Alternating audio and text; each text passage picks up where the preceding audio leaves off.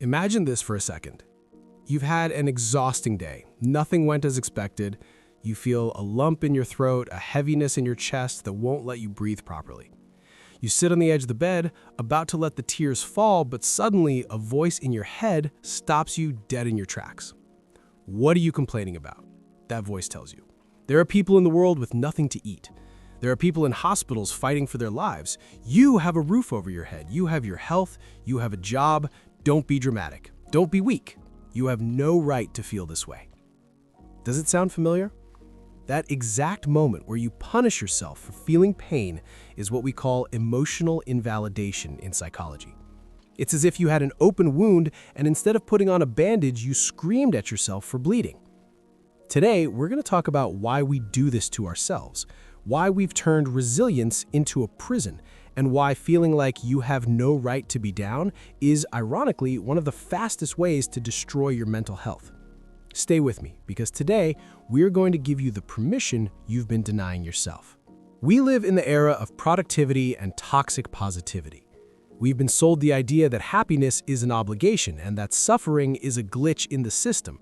But here is the first big revelation I want you to burn into your mind. Pain is not a relative magnitude. Pain is a subjective experience. We often treat our emotions like a tragedy contest. We think that if our problem isn't a 10 on a scale of global disasters, then our sadness isn't valid. But psychology tells us something very different. Your nervous system doesn't perform an external audit before releasing cortisol. If it hurts, it hurts. When you tell yourself, I have no right to be down because others have it worse, it's like saying, I have no right to be happy because others have it better. No one denies themselves a smile because someone else is richer.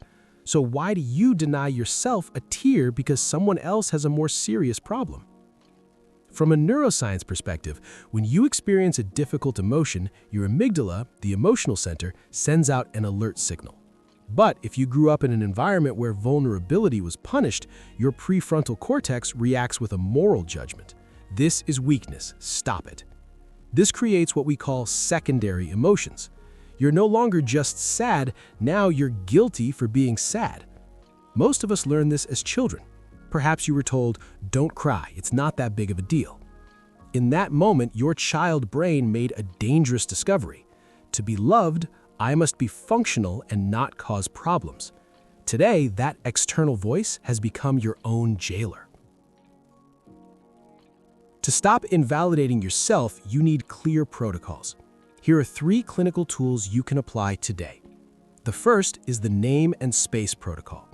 Naming the emotion reduces amygdala activity. When you feel guilt appearing, identify the physical symptom. Is it a knot in your stomach or pressure in your chest? Then label it without judgment. Say to yourself, I am experiencing a significant burden of sadness. Avoid words like lazy or stupid. Finally, open space. Imagine the emotion is a guest on your sofa. You don't have to like that they're there, just acknowledge they're in the room. Say, I give this sensation permission to exist in my body for the next 10 minutes. The second tool is the defense attorney technique. When your mind says, you have no right to suffer over this nonsense, apply this logical debate. First, identify the accusation. I shouldn't be upset about this. Then look for the evidence. Ask yourself, does the fact that someone else suffers more make my nervous system stop feeling pain? The answer is no. Pain is not a finite resource. You aren't taking comfort away from someone in a war by processing your own sadness. The final verdict must be, my pain is a signal from my body, not a statistic. I have the right to process my reality. The third technique is the double chair method. Visualize a version of yourself in front of you who is suffering. If you notice you're shouting at or judging them, physically get up from your seat. Change places. Sit in the other chair and try to feel what that vulnerable version feels.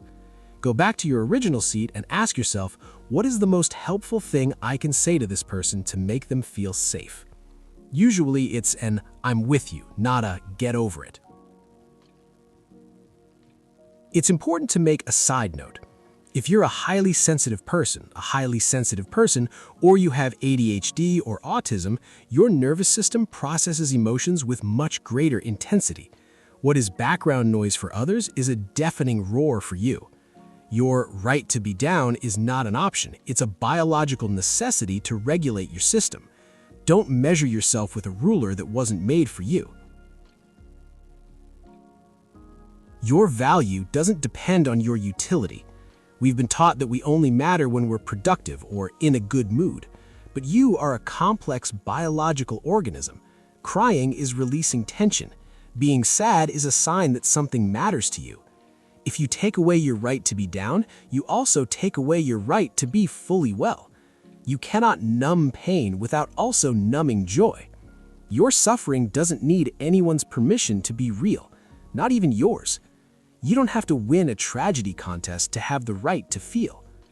Today, I want to ask you one thing. In the comments, write a validation phrase for yourself.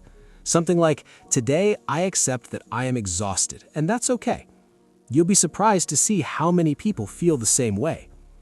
If this video helped you, please subscribe to the channel, give it a thumbs up, and leave a comment down below sharing your experience. These small actions help the channel grow tremendously and allow us to reach more people who need to hear this. Remember, you don't have to apologize for being human. I'll see you in the next video. A huge hug.